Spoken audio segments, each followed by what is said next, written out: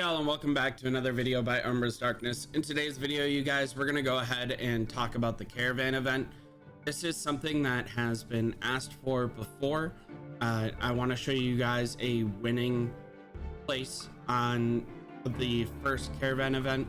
For this, we could only do level 3. In case you don't know, you have to beat the previous level to go to it, and you only get 3 attempts. So level 1, level 2, and now level 3.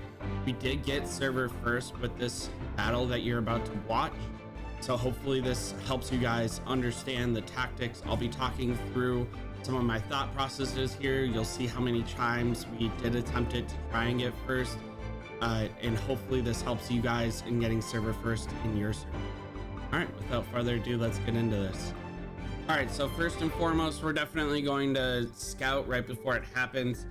30 seconds, 15 seconds, whatever you feel comfortable with. We're gonna go ahead and scout. That's for the 3% attack bonus. This is something that you should do for all PvE content. It is a buff that you can get from doing some PvP, even scouting a friendly person, but we call it out for PvE content because that 3% attack could make the difference in between killing that pesky legion or not. And then as you can see, it's going to start. We have a lot of players clumped up here. That's because depending, sometimes there's a glitch in the mechanic where you can get no longer escorting it if you walk too far away. Otherwise, as you'll see, we have some players stick in the back, some players stick in the front. And here you can see a common mistake, which is attacking regular darklings. This is something that's going to happen. Unfortunately, there's just so much space inside of the caravan. It's so clustered if you have an active alliance. It can be annoying. Players are losing troops, but it is what it is. We ask players to stop building caravan all the time, but unfortunately, it's unavoidable. Here you can see they're only attacking from the front and the left. That is because I have my city behind us. We have a couple of stragglers in the back. And then we have the left hand side for the most part, because on the right hand side, if you look down here, you will see that I have terrain selected. I moved my city so that way the terrain was preventing mobs from being able to spawn on the right hand side. That way our focused energy could be one way and not the other. These two small waves are not that big of a deal. Again, we got 100%. Awesome job. Very happy with it. And again, another player attacking a level 12 dark creature. It happens. A way to prevent that would be to exhaust CP. That way you're always negative, so that way if you accidentally click on one, it'll say sorry, you can't perform this action. Here you can see no one spawns in the right again, only the back, only the front, and then very few on the side. That's because I'm using the mountain terrain on the left hand side to prevent players from, or prevent too many spawns from maxing it. And I can tell the players to go to the front and the back and not worry about the left hand side, because those that are in the front and the back are close enough to be able to hit the 1 or 2 mobs that are going to spawn there. Now the front hand side is done and only the back hand side is done. And that's because the back hand side is so much larger of an area to spawn than the front hand side. Now we have the largest attack one coming in. So if we look, we're going to have again someone hitting a dark thing happens, and then we're going to have the main point of doing it this way, which is on this wave.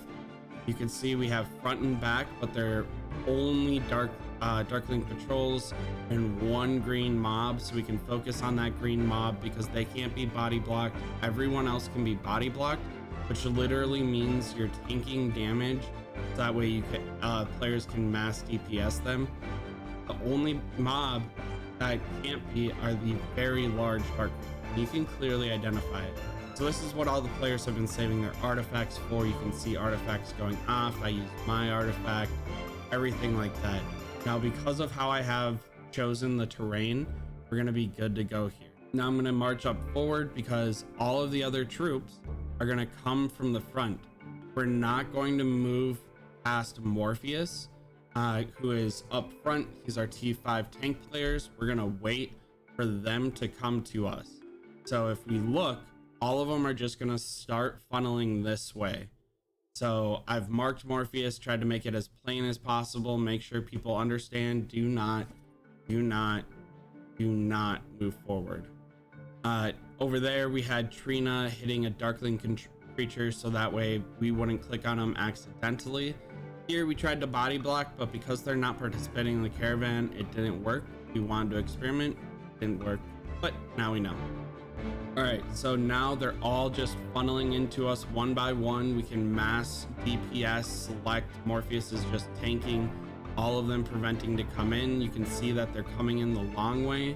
We're gonna go ahead and focus on the green dark creatures when they spawn up, but we're not gonna push past Morpheus, and then we'll be good to go. So the green creatures are the biggest threat. Everyone else can be body blocked. So we're gonna tell everyone, go ahead and push that one location. So these ones can be body blocked, but that big, large green creature cannot be body blocked. So that's the important part. Now, if we look a little bit below, you can see that most waves spawn from here, wave 3+, and that is because the terrain is so close to the Caravan that it's gonna spawn up above, but they don't do AoE damage or range damage like mages, so they have to march all the way down, slowing down the wave, ensuring that we have plenty of time to get there and be safe and everything else. All right, waiting for the next wave to come. It's going to be a little bit more chaotic. We built this just for this one wave and the fourth wave.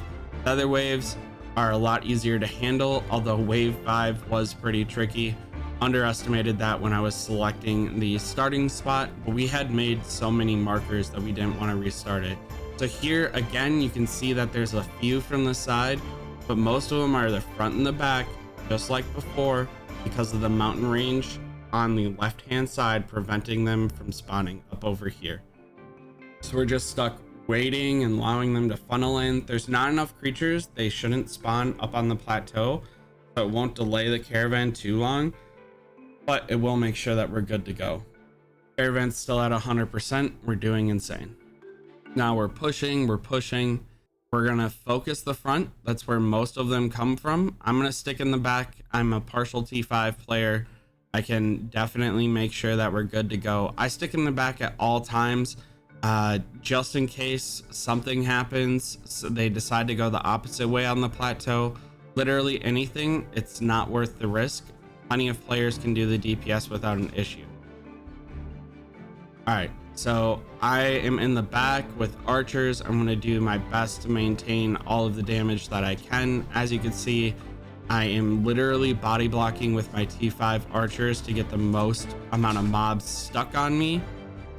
The dark creature walks right past me, which is different than all the other dark creatures I had operated, so they must be a stronger wave. And as you can see, most of them are coming in from the front, and they have been body blocking the entire time. So good to go. We didn't lose this wave. We had to make sure players did not move from the front just because we had a couple of more mobs to come through here. The front is where it's critical. We need players to stay in the front at all costs. We cannot afford for players to go into the back.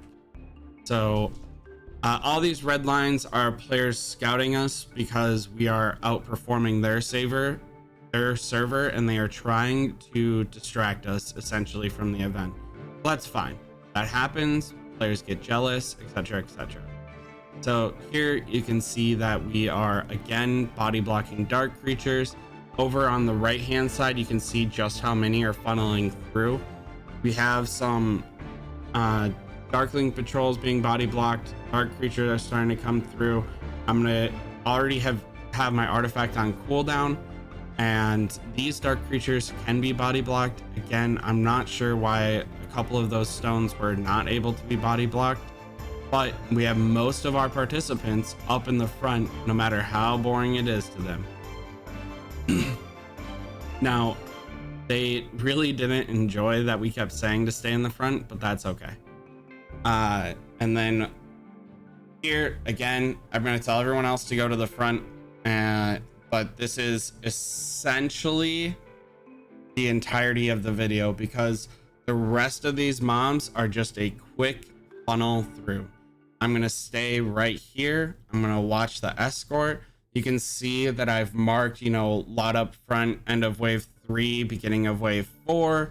They're all marching down this plateau. I'm staying in the back just in case. We hadn't pushed past this wave because we hadn't successfully defended the caravan to be in a leading role. Unfortunately, exactly one mob hit one time, and that's why we didn't get 100%, but we weren't willing to restart because we knew that we were first place.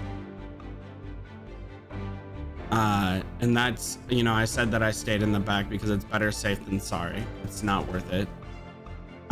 Here we're calling out to focus the big green lizards. That's the #1 issue. Players are pushing up. We're not worried about things spawning in the back, but so you can see I finally came up because the big green lizards are the end of the mob train.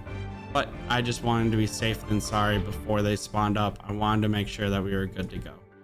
And there you have it. All of the mobs are dead. It is safely marching to where we need to go. Exactly one mob got through. 99.97 server first, all successfully from this. It was great. It was fun to watch. Other servers were saying GG's. They were being positive about the experience.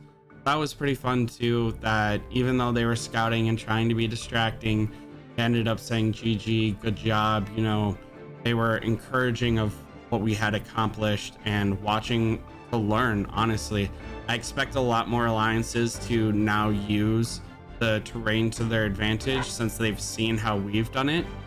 And you can see all the markers. Some may spawn, mobs focus from the front, most spawns wave here, lot end up in wave 3, 4, final boss wave, some spawn.